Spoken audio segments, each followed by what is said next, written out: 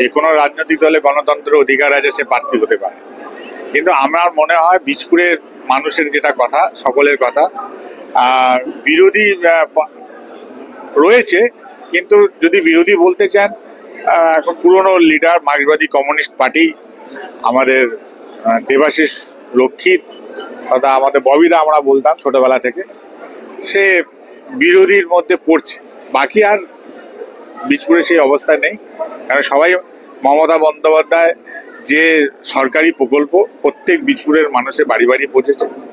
2 পৌরসভার এই যুবশ্রী যে কাজটা খুব দক্ষতার সঙ্গে 2 পৌরসভার চেয়ারম্যান রয়েছে, শুভঙ্কর ঘোষ, কমল অধিকারী, তার টিম, তার পুরো টিম এত দক্ষতার সঙ্গে কাজ করেছে। বীজপুরের যত যুবসাথীর ফর্ম, তাদের অ্যাকাউন্টে সরকারি যে সুবিধা সেগুলো ঢোকা শুরু হয়েছে।